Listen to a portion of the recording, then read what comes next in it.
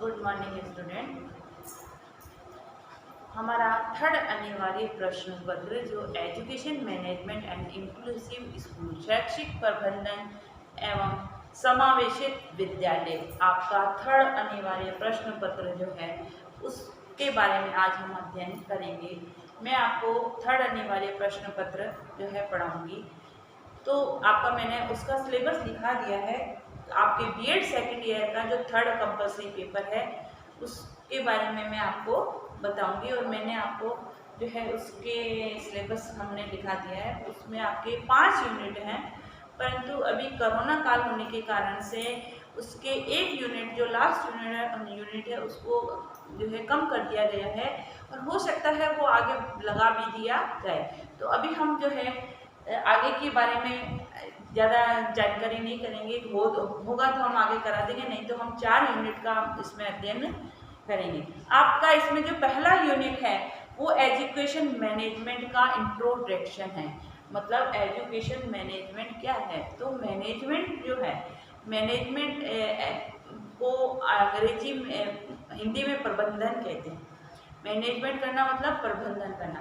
प्रबंधन का को अंग्रेजी में मैनेजमेंट कहते हैं और अंग्रेजी भाषा की क्या है एडमिनिस्ट्रेटिव शब्द से जो है ये शब्द लिया गया है कि एडमिनिस्ट्रेटिव शब्द का हिंदी रूपांतरण क्या है एड प्लस मिनिस्टर। 2 शब्दों से मिलकर बना है जिसका अर्थ है कार्य करना या सेवा करना या देखभाल करना या व्यवस्था करना।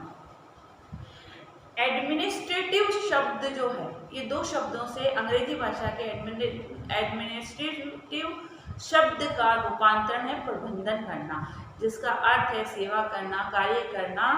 ठीक है, तो जब हम किसी भी चीज का मैनेजमेंट करते हैं, बिना मैनेजमेंट के कोई भी कार्य संपन्न नहीं होता है। चाहे वह घर हो, घर का भी मैनेजमेंट किया जाता है, कितना आय है, कितना व्यय हो रहा है, कि कौन सा खर्च हमको कहाँ करना है, किस तरीके से करना है, इस सब का मैनेजमेंट करके गृहिणी माता पिता जो है घर गृहस्थी को चलाने का प्रयास करते हैं। तो कोई भी संस्था है बिना मैनेजमेंट के यदि वो चलती है तो वो जो है प्रगति नहीं करेगी। तो शैक्षणिक संस्थाएं भी जो चलाई जाती है वो बिना मैनेजमेंट के नहीं जाती। शैक्षणिक संस्थाएं जो शैक्षणिक उन्नति के लिए या शैक्षणिक उत्थान के लिए स्थापित की जाती है, उनका ये दायित्व होता है, उनमें उनका ये कार्य होता है कि बालक के शैक्षिक स्तर को बढ़ाया जाए। तो शैक्षिक स्तर को बढ़ाने के लिए भी इसमें मैनेजमेंट किया जाता है। यदि ये बिना मैनेजमेंट के कार्य किया जाएगा तो विद्यार्थियों को, बालकों को, करने वाले को जो है कुछ समझ नहीं आएगा और ना ही जो है काम जो जिस उद्देश्य के लिए जो कार्य प्रारंभ किया है उस उद्देश्य की प्राप्ति होगी। वर्तमान में आप देख लीजिए कि कोरोना होने के महामारी के संक्रमण को फैलने के कारण से स्कूल कॉलेज 2 साल से जो है करीबन बंद पड़े हैं। तो 2 साल तक बालकों की पढ़ाई जो इफेक्टिव हो रही है, उस पढ़ाई की जो क्षति हो रही है उसको दूर करने के लिए अभी ऑनलाइन कंसेप्ट आपके सामने आ गया। ऑनलाइन टीचिंग के माध्यम से बालकों को पढ़ाने का प्रयास किया जा रहा है। आपको भी अभी वर्तमान में ऑनलाइन ही पढ़ाया जा रहा है, सारा प्रशिक्षण आपका ऑनलाइन हो रहा है। हालांकि एक कक्ष का वातावरण करके जो शिक्षण कार्य कराया जाता है उससे बालक अधिक सीखता है और उस पर हमारे पास कोई ऑप्शन नहीं है, तो इसका भी एक प्रबंधन किया गया है, मैनेजमेंट किया गया है, तभी ये व्यवस्था जो है जो चली है। अन्यथा यदि इसका मैनेजमेंट ही नहीं होता, इसका प्रबंधन ही नहीं होता तो ऑनलाइन शिक्षण या ऑनलाइन कार्य ही नहीं किया जा सकता और 2 साल तक बच्चे बैठे बैठे घर में जो है खाली दिमाग शैतान का घर होता है। तो 2 साल के कारण वो 5 साल जो है और पीछे हो जाते। तो थोड़ा थोड़ा बच्चों को पढ़ाई की ओर लगाकर उनको पढ़ाना और उनकी व्यवस्था करना। वैसे ही शैक्षिक मैनेजमेंट भी एक महत्वपूर्ण पहलू है जिससे शैक्षणिक संस्था की उन्नति और अवोन्नति निर्भर करती है। जैसा मैनेजमेंट होता है अर्थात जैसा राजा होता है वैसे ही प्रजा मानी जाती है। इसमें आप लिखिएगा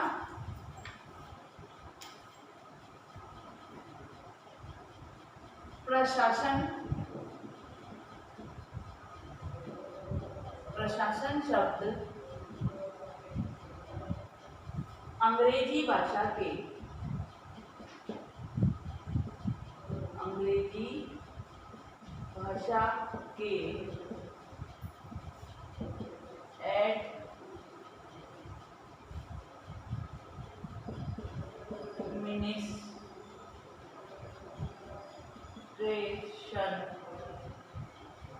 एडमिनिस्ट्रेटर शब्द से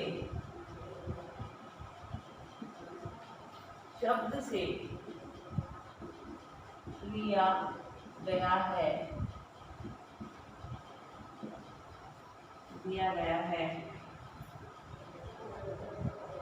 लैटिन भाषा के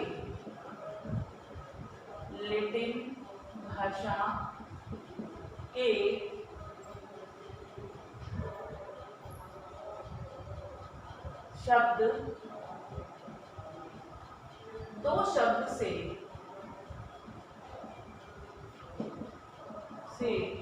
मिलकर बना है।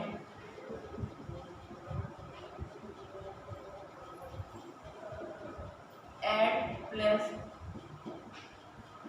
मिनिस्टर, ठीक है। एड और मिनिस्टर दो शब्दों से मिलकर बना है, जिसका अर्थ है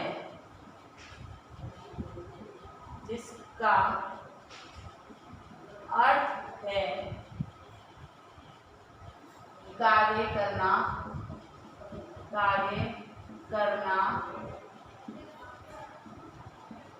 देखभाल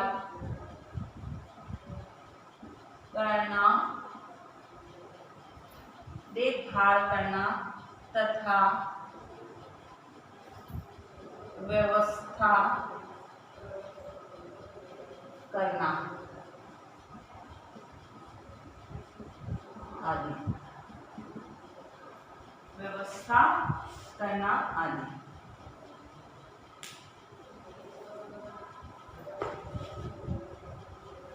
प्रशासन में शासन तथा सेवा दोनों का ही भाव होता है। प्रशासन में प्रशासन व सेवा करना दोनों, शासन व सेवा करना दोनों ही भाव होते हैं। देखो, किसी में शासन करना, सेवा करना, अर्थात एडमिनिस्ट्रेटिव जो होता है अपने अधिकार के माध्यम से कार्य कराने के लिए जो मैनेजमेंट करता है, तो वो एक उसका शासन करना है, प्रबंधन करना है। और वो प्रबंधन वो क्यों कर रहा है? जनता की सेवा के लिए, स्वयं के कल्याण के लिए, जनता की सेवा के लिए, संस्था की सेवा के लिए वो कर रहा है। तो दोनों भाव इसके अंदर हमको जो है दिखाई देते हैं। इस प्रकार प्रशासन को सेवा करना तथा सहयोगी करना कहा जाता है, ठीक है। शिक्षा प्रशासन पूर्णतः शिक्षा से संबंधित होता है। अब जो शिक्षा प्रशासन है, शिक्षा प्रशासन पूर्णतः शिक्षा से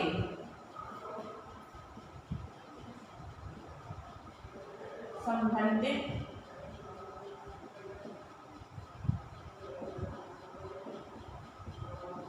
होता है। अगर शिक्षा व्यवस्था को सुचारू रूप से चलाने के लिए जो मैनेजमेंट किया जाता है, जो प्रबंधन किया जाता है, वो शिक्षा प्रशासन कहलाता है, ठीक है। शिक्षा का क्षेत्र भी जो है बहुत व्यापक होता है। शिक्षा जो है बहुत विस्तृत क्षेत्र में आजीवन चलने वाली प्रक्रिया है, इसलिए इसका क्षेत्र भी बहुत व्यापक है। अतः शिक्षा प्रशासन का भी क्षेत्र बहुत विस्तृत है। एक शैक्षणिक संस्था को चलाने के लिए बहुत सारे कार्य करने पड़ते हैं। एक पढ़ना पढ़ाना ही शिक्षण का शैक्षणिक संस्था का कार्य नहीं है, ये हमको दिखाई देता है। परंतु एक शैक्षणिक संस्था को चलाने के लिए पहले वित्त की आवश्यकता होती है, परमिशन सरकार से परमिशन लेनी पड़ती है, कर्मचारियों की आवश्यकता होती है, भौतिक और मानवीय संसाधनों की आवश्यकता होती है। फिर उन भौतिक और मानवीय संसाधनों को का कार्य सुचारू रूप से उनसे कार्य कराने का मैनेजमेंट करना, ये सब बहुत सारे कार्य इसमें आते हैं जो हमको दिखाई नहीं देते हैं। जो संस्था चलती है, जो चलाते हैं, उनको इन सब का मैनेजमेंट प्रबंधन जो है इसके अंतर्गत करना होता है। यदि उसका मैनेजमेंट सही नहीं होता है तो जो है संस्था जो है उन्नति नहीं करती है। प्रशासन का अर्थ व्यवस्था से लगाया जाता है। सामान्यतः जो है प्रशासन का अर्थ व्यवस्था से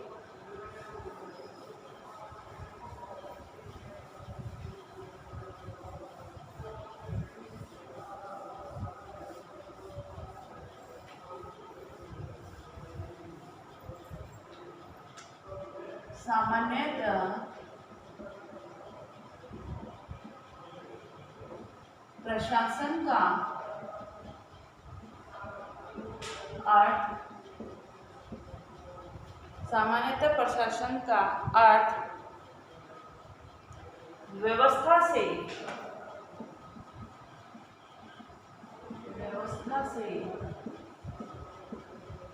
लगाया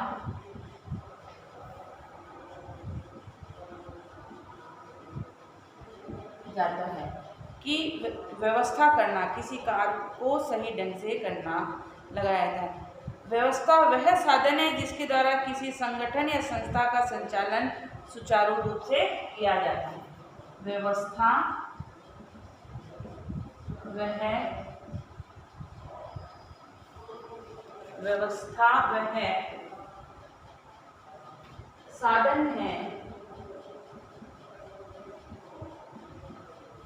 साधन है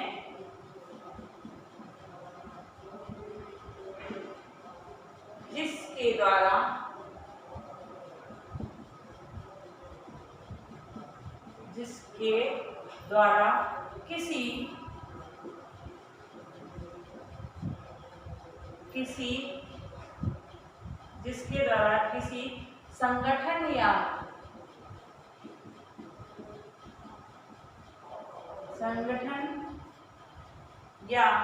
संस्था या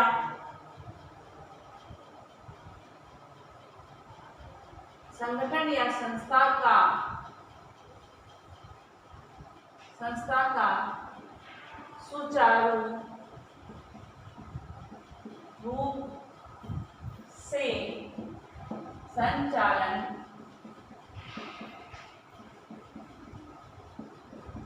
किया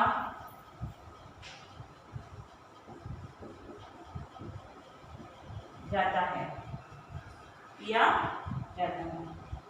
शिक्षा संस्थाओं के प्रशासन के अंतर्गत समस्त व्यक्तियों के कार्यों शिक्षा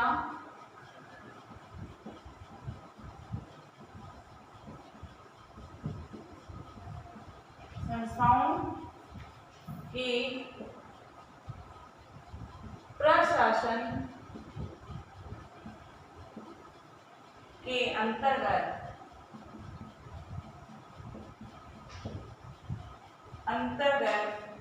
समस्त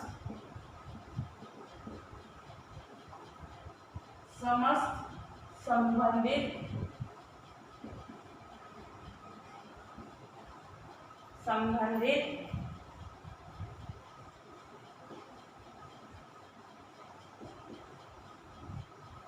व्यक्तियों के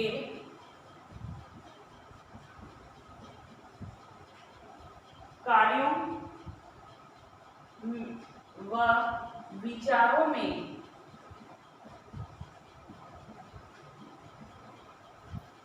समन्वय स्थापित करने का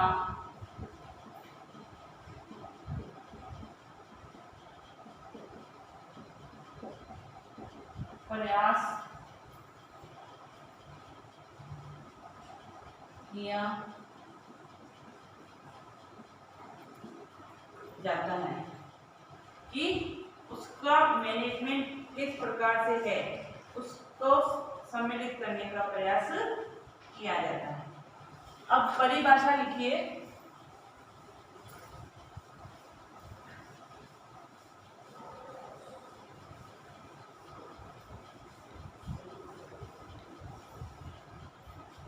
शैक्षिक प्रशासन की, शैक्षिक प्रशासन की परिभाषा।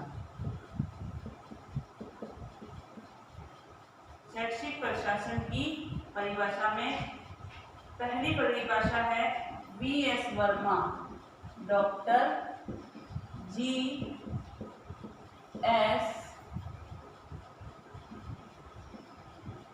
वर्मा की।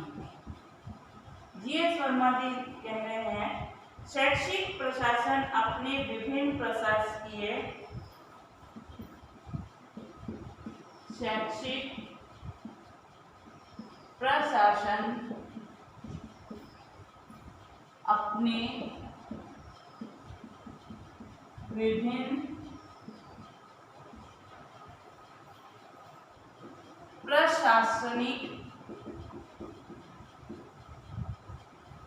प्रशासनिक तत्वों के रूप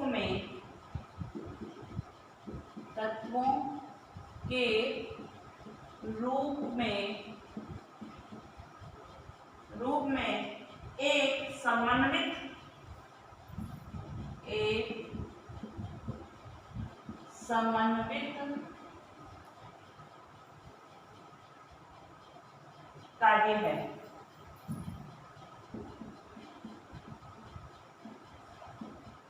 कार्य है, समन्वित कार्य है।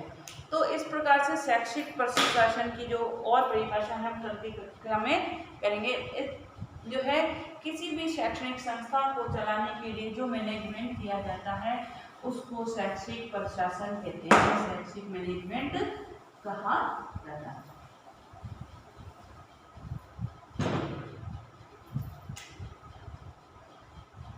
गृह कार्य है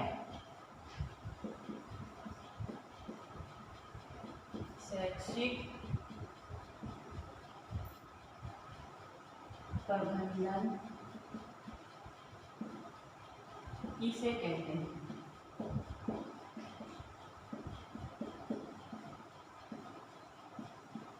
साथ ही घर में रहिए, सुरक्षित रहिए, जब भी घर से बाहर निकलें मास्क लगाकर निकलें। Okay, thank you.